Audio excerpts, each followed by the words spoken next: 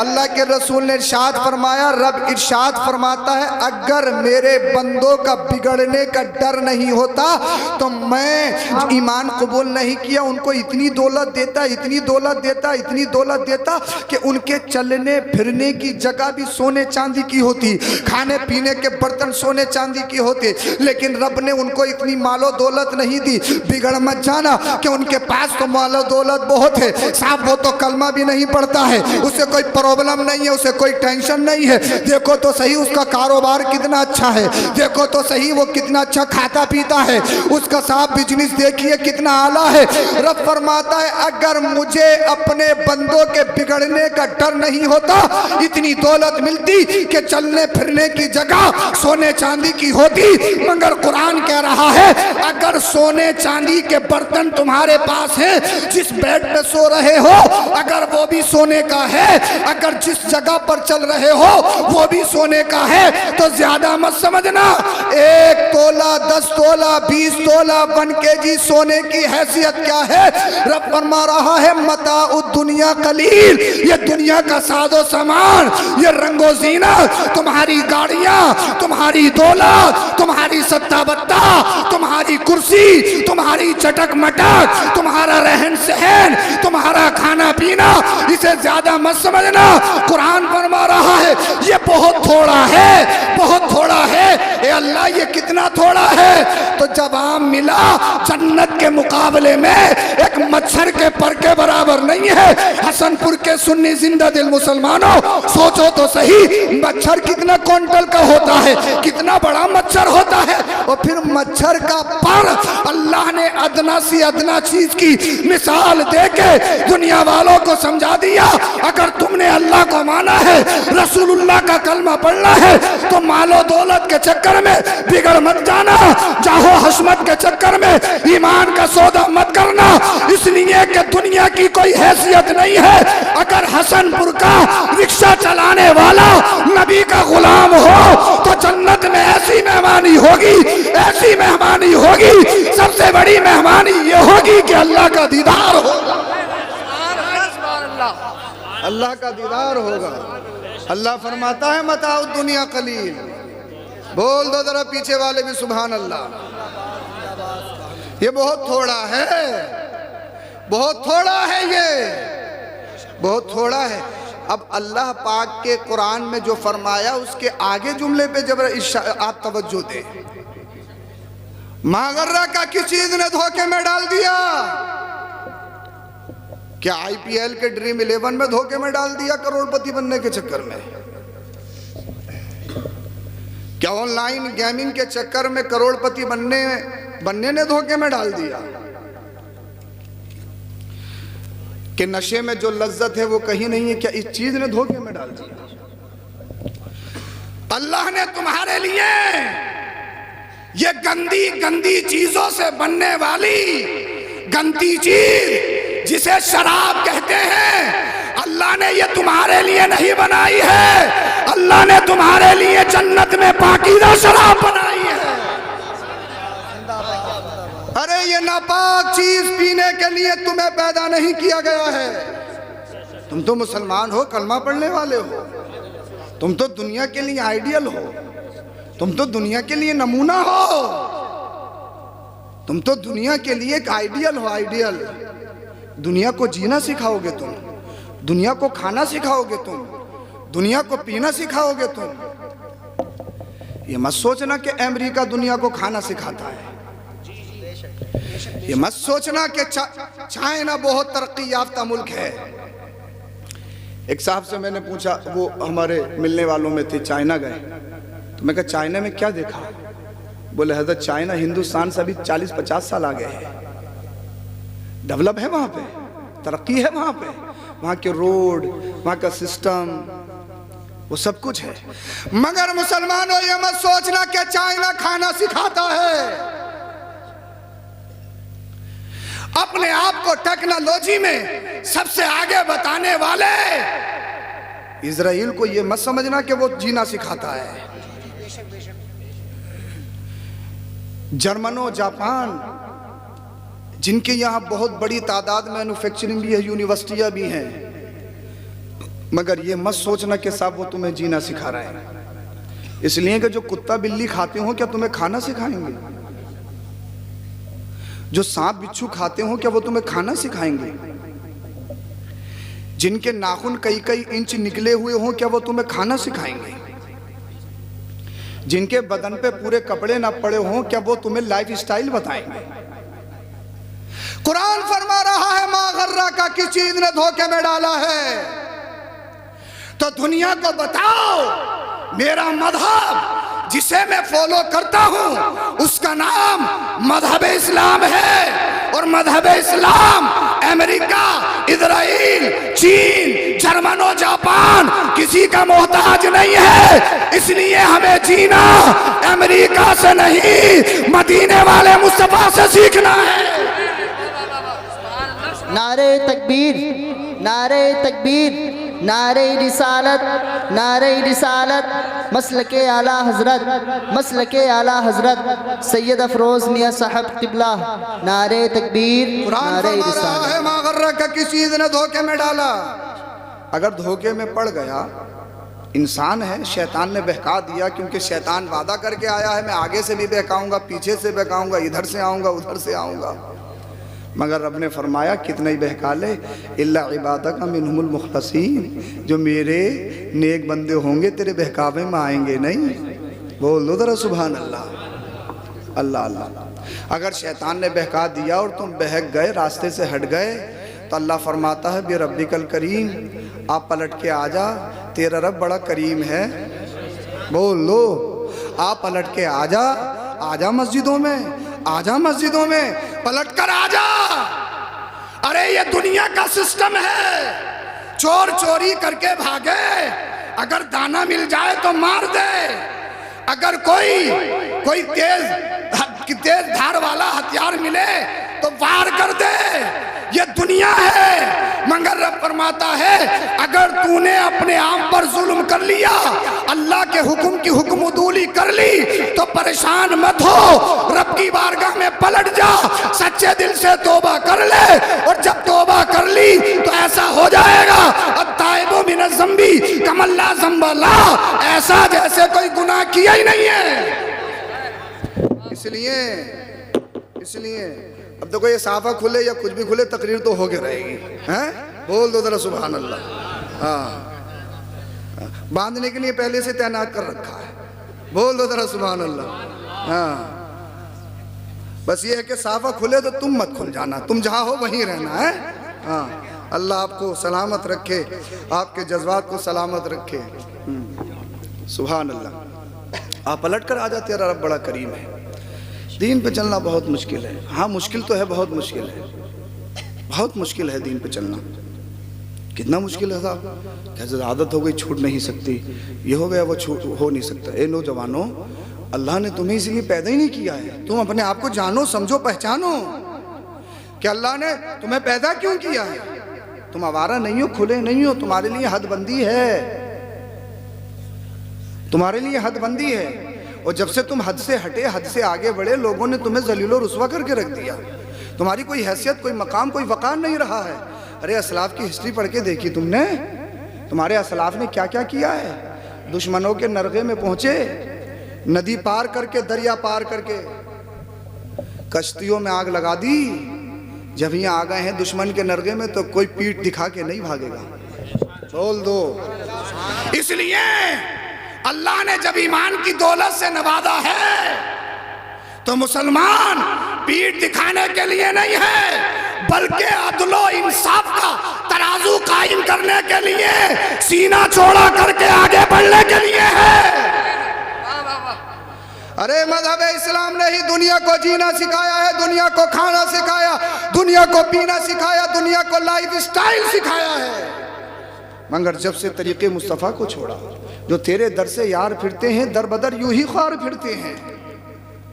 तरीके मुस्तफ़ा को छोड़ना है वजह बर्बादी, इसी से हुई कौम में इक़्तिदार अपनी। इसलिए कि अगर तरीके मुस्तफ़ा को छोड़ दिया तो हमारी क्या हैसियत क्या है, हमारी कोई औकात है। सबसे बड़ा रिश्ता क्या है हमारा, वो नबी करीम सल्लल्लाहु अलैहि वसल्लम की निस्बत है, उन्हीं से ताल्लुक़ है, यही तो रिश्ता है। अगर उनसे ताल्लुक़ ना हो तो कोई हमारी कोई हैसियत है। हमारा कोई मकाम है? आपने जो सोफे पे बिठाला है, गौर से सुन रहे हो, क्या है? अरे इंसान तो तुम भी हो। क्या कोई ऐसा है कि साहब इन उलमा में 5-6 हाथ लगे हों? 2 ही हाथ इनके हैं। जो जबान गोश्त की तुम्हारे पास है, वही जबान हमारे पास है। सिर्फ एक कनेक्शन है, वो कनेक्शन मुस्तफ़ा से है, वो कनेक्शन दीन से है, वो कनेक्शन नबी करीम सल्लल्लाहु अलैहि वसल्लम से है। यही निस्बत है और इसी निस्बत को समझो। जब तक बिके ना थे कोई पूछता ना था, तुमने खरीद के आका अनमोल कर दिया, तुमने खरीद के आका अनमोल कर दिया। 39 मुसलमान हो गए थे साहब।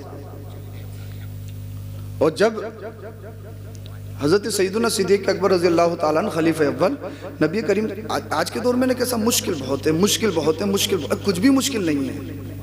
क्या मुश्किल है? अच्छा खा रहे हो, पी रहे हो, भाई खेती हो, बिजनेस हो, अप डाउन तो ये तो ज़िंदगी का एक हिस्सा है, ये तो एक ज़िंदगी का एक हिस्सा है। हाँ, इसका तो कोई मसला ही नहीं है। खुशी गम ये तो ज़िंदगी से जुड़ा हुआ है। और मुसलमान तो दुनिया में साहब एक प्रैक्टिकल के लिए आया है। इसे सब कुछ समझ ही क्यों रहे हो? अरे अल्लाह ने तुम्हारे लिए जन्नत बनाई है, बोल दो है? नहीं है जिंदगी, जिंदगी नहीं है किसी के लिए, जिंदगी है नबी की। अबे किसके सदके में बनी? वो जो ना थे तो कुछ ना था, वो जो ना हो तो कुछ ना हो, वो जान है जहां की जान है तो किसके सदके में बने? जब नबी के सदक़े में ज़िंदगी मिली है तो ज़िंदगी नहीं है किसी के लिए, ज़िंदगी है नबी की, ज़िंदगी है नबी की, नबी के लिए है, इसलिए कि ज़िंदगी उन्हीं के लिए मिली है। और काम भी वही आएंगे, नबी करीम सल्लल्लाहु अलैहि वसल्लम। कोई काम भी नहीं आएगा। दुनिया में सारे रिश्ते काम आ जाएंगे। दुनिया में पैसा काम आ सकता है, दौलत काम आ सकती है, तुम्हारी शोहरत काम आ सकती है, सत्ता काम आ सकती है, सब कुछ काम आ सकता है, मगर कब्र में कौन काम आएगा? हश्र में, हश्र तो ऐसा होगा कि माँ बाप भी काम नहीं आएंगे। तो कुरान ने फरमाया एक दूसरे से भागते होंगे। अगर कोई काम आएगा तो मदीने वाले मुस्तफ़ा आएंगे। अरे दुनिया में थोड़ा सा सहारा दे दे, उसका एहसान पूरी जिंदगी ना भूलो। मगर मुझे बताओ तो सही, कब्र में क्या किसी दुनियादार का सहारा काम आएगा? नहीं। हश्र में किसका सहारा काम आएगा? आमिना के लाल का। जब मदीने वाले मुस्तफ़ा का सहारा काम आएगा तो फिर उनकी मर्जी के खिलाफ कोई काम मुसलमान कर कैसे सकता है? ये सोच भी कैसे सकता है? अब सैयदुना सिद्दीक़ अकबर रज़ी अल्लाह ताला अन्हु ने कहा, या रसूल अल्लाह सल्लल्लाहु अलैहि वसल्लम, हम 39-40 हो गए, अब ऐसा करते हैं दीन की तबलीग खुल के करते हैं। अब कलमे का ऐलान खुल के होगा, डर के नहीं होगा, छुप के नहीं होगा। अल्लाह के रसूल ने इरशाद फरमाया, ए अबू बकर अभी थोड़ा सब्र करो, मगर जज्बा ईमानी, ईसार, कुर्बानी, या रसूल अल्लाह नहीं अब बहुत हो गए, खुल के करेंगे। बोल दो जरा सुभान अल्लाह। मस्जिद के सहन में आ गए सैयदुना सिद्दीक़ अकबर, नबी करीम सल्लल्लाहु अलैहि वसल्लम ने इजाज़त दे दी चाहिए। सैयदुना सिद्दीक़ अकबर पहले खतीब, पहले मुकर्रिर, पहले लेक्चरर खड़े हो गए। कहा लोगों सुनो, अल्लाह अहद, अल्लाह एक है, और मोहम्मद उसके रसूल और उसके नबी हैं। आतंकवादी, उनका ग्रुप, अबू जहल, सिपे सालार लीडर पास में ही खड़ा था, आपस में चेमी गोइयां करने लगे। इतनी हिम्मत! अब तक तो छुप छुप के कह रहे थे, अब खुल के कह रहे हैं, अब खुल के कह रहे हैं। इतनी हिम्मत! ये जालिम दरिंदे आए और आने के बाद सारों के सारों ने एक बार की सैयदुना सिद्दीक़ अकबर पे हमला कर दिया। अब पर इतना हमला किया, इतना हमला किया, किसी ने बालों को नोचा, किसी ने जिस्म को नोचा। उतबा इब्ने रबीआ माज़ल्लाह बिल आलमीन आपके सीने पे सवार हो गया और सीने पे सवार होकर अपने पैर से चप्पल निकाल के आपके चेहरे मुबारक पे मारने लगा। सैयदुना सिद्दीक़ अकबर खलीफा अव्वल रज़ी अल्लाह ताला अन्हु बेहोश हो गए और चेहरे पे इतना वरम आ गया, इतना वरम आ गया कि आपकी आंखें तक नहीं दिख रही थी। आपके ख़ानदानी आए, छुड़ाया, हज़रत सैयदुना सिद्दीक़ अकबर को घर ले गए। ख़ानदानियों ने कहा कि अबू बकर को अगर कुछ हुआ ईंट से ईंट बजा देंगे, खून का बदला खून है।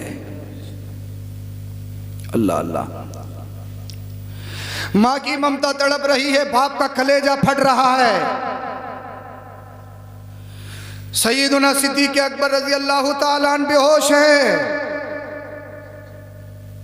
माँ सोच रही है कि मेरा बेटा आंखें खोलेगा तो सबसे पहले मुझे याद करेगा। बाप सोच रहा है बड़ी मेहनत और मशक्क़त से अबू बकर को पाला है, जब आंखें खुलेंगी तो मुझे याद करेगा। अचानक सैयदुना सिद्दीक़ अकबर के लबों पे जुम्बिश आई, आंखें खुली। खानदानी समझ रहे थे अबू बकर हमसे मदद मांगेगा, हेल्प मांगेगा, मगर कुर्बान जाओ सैयदुना सिद्दीक़ अकबर के उन जुमलों पर मेरी ज़िंदगी का एक एक हिस्सा, मेरे माँ बाप कुर्बान, मेरी आलो औलाद कुर्बान। सैयदुना सिद्दीक़ अकबर ने ज़बान खोली, लबों को जुम्बिश दी, मरहम नहीं मांगा, खाना नहीं मांगा, माँ को याद नहीं किया, बाप को याद नहीं किया। मा फ़अल बि रसूलिल्लाह, ये बताओ मेरे नबी कैसे हैं? बोल दो दरा सुभान अल्लाह। ये बताओ मेरे नबी कैसे हैं? माँ की ममता तड़प रही है, बाप का कलेजा फट रहा है। माँ कह रही है बेटा, मैंने तुम्हें इतने माँ अपने शिकम में रखा, मैं तुम्हारी माँ हूं, मुझे याद करो। बाप कह रहा है ए अबू बकर मुझे याद करो। खानदानी समझ रहे हैं कि अबू बकर हमसे हेल्प और मदद मांगेगा, मगर सैयदुना सिद्दीक़ अकबर ने एक ही बात कही, ये बताओ मेरे नबी कहाँ है? जालिमों ने मेरे नबी को नुकसान तो नहीं पहुंचाया है? जालिमों ने मेरे नबी को कहीं नुकसान तो नहीं पहुंचाया है? ये बताओ मेरे नबी कैसे हैं? ये बताओ मेरे आका, मेरी जान, मेरा माल, मेरा तन मन धन, मदीने वाले मुस्तफ़ा कहाँ हैं? अल्लाह अल्लाह। सैयदुना सिद्दीक़ अकबर की अम्मा बोली, बेटा तुम्हें मरहम की ज़रूरत है, तुम्हें दवाई की ज़रूरत है, तुम्हें खाने की ज़रूरत है, तुम्हें पीने की ज़रूरत है। सैयदुना सिद्दीक़ अकबर बोले, मेरी माँ, मेरा खाना मुस्तफ़ा है, मेरा पीना मुस्तफ़ा है, मेरा दर्द मुस्तफ़ा है, मेरी दवा मुस्तफ़ा है। अल्लाह अल्लाह। खानदानी कहने पे मजबूर हो गए, या अल्लाह ये मोहम्मद हैं कैसे? अबू बकर मौत और ज़िंदगी के बीच रास्ते में पड़ा है, आंखें खोली हैं तो लोग मदद ही चाहते हैं। आंखें खोलता है इंसान परेशानी में तो माँ को याद करता है, बाप को याद करता है। ये मोहम्मद हैं कैसे? अबू बकर तड़प रहा है, माँ की याद नहीं, बाप की याद नहीं, अगर याद कर रहा है तो मदीने वाले मुस्तफ़ा को कर रहा है। अल्लाह अल्लाह। इश्क तेरे सदके जलने से छुटे सस्ते, वो आग लगाई है जो आग बुझा देगी, जो आग बुझा देगी वो आग लगाई है। अल्लाह अल्लाह। सैयदुना सिद्दीक़ अकबर रज़ी अल्लाह ताला अन्हु के ज़बान पर एक ही बात है, ये बताओ मेरे नबी कहाँ हैं? ये बताओ आमिना का लाल कहाँ है? मुझे ये बताइए आप सबसे पहले, सैयदुना सिद्दीक़ अकबर का क्या गुनाह था? क्या आपने किसी की चोरी की थी? क्या आपने किसी पर बहतान लगाया? नहीं, सिर्फ कलमा पढ़ा था, ला इलाहा इल्लल्लाह मुहम्मदुर रसूलुल्लाह, वो जालिम, वो दरिंदे, वो आतंकवादी। अल्लाह अल्लाह। सिर्फ इतना कहने की बुनियाद पर सैयदुना सिद्दीक़ अकबर पर इतना इस तरह से झपट पड़े, आपको अल्लाह अल्लाह मरने के करीब कर दिया। मगर सैयदुना सिद्दीक़ अकबर की अज़मत, उनका हौसला, उनकी हिम्मत, उनकी शुजाअत, उनकी बहादुरी और मदीने वाले मुस्तफ़ा से कनेक्शन तो देखिए। अल्लाह अल्लाह। आंखें खुली, लब चले, माँ को याद नहीं किया, बाप को याद नहीं किया, और कह रहे सुनो खानदान वालों, मेरा सुकून खानदान में नहीं, मदीने वाले मुस्तफ़ा में है। मेरी शिफा दवाई में नहीं, बल्कि दीदार मुस्तफ़ा में है। अगर मुझे शिफा देना चाहते हो, दवाई नहीं, मदीने वाले मुस्तफ़ा से मिला दो। अल्लाह अल्लाह। माँ तड़पती है, माँ का कलेजा फटता है, बच्चे को तकलीफ होती है। माँ समझ गई मेरा बेटा नहीं मानेगा। दौड़ती दौड़ती उम्मे जमील बिनते खत्ताब के पास पहुंची। अल्लाह अल्लाह। कहा उम्मे जमील ये तो बताओ कि तुम्हारे नबी मोहम्मद बिन अब्दुल्ला हैं कहाँ? उम्मे जमील समझ रही थी कि शायद शायद ये दूसरे गुरोह की हैं। अल्लाह अल्लाह। उम्मे जमील ऐसी बातें करने लगी। अल्लाह अल्लाह। सैयदुना सिद्दीक़ अकबर की वालदा खड़ी हो गई, कहा खुदारा मेरे बच्चे पे रहम कीजिए, अगर दीदारे मुस्तफ़ा नहीं हुआ तो मेरे बच्चा दम तोड़ देगा। अल्लाह अल्लाह। इसलिए कि उसकी दवा न दीदारे नबी है। अल्लाह अल्लाह। उसकी शिफा दीदारे मुस्तफ़ा है। अल्लाह अकबर कबीरा। उम्मे जमील बिनते खत्ताब दौड़ती दौड़ती आई और जैसे ही मेरे नबी सल्लल्लाहु अलैहि वसल्लम ने देखा, इरशाद फरमाया मा फ़ाला बे रसूलिल्लाह, ये बताओ मुस्तफ़ा कहाँ है, ये बताओ आमीना का लाल कहाँ है। उम्मे जमील बोली, ए सैयदुना सिद्दीक़ अकबर जरा देखो दाएं बाएं, लेफ्ट बिहाइंड देखिए, आगे पीछे देखिए कि ये दुश्मन खड़े हैं, इन्होंने कलमा नहीं पढ़ा है, कुफ्फारों मुशरिकीन के नरगे में खड़े हो, ये तुम्हें नुकसान पहुंचा सकते हैं, ये तुम्हें मार सकते हैं। अबू बकर बोले, उम्मे जमील डरना छोड़ो, फैसला कर लिया है, अगर जीना है नबी के कदमों में, मरना है तो मुस्तफा के कदमों में। अरे मुश्किल आज के दौर में नहीं है, आज के दौर में तो खा भी रहे हो, पी भी रहे हो, मस्जिदें खुली हैं, मदरसे खुले हैं, मुश्किल नहीं है। अगर मुश्किल था तो सैयदुना सिद्दीक़ अकबर के दौर में था।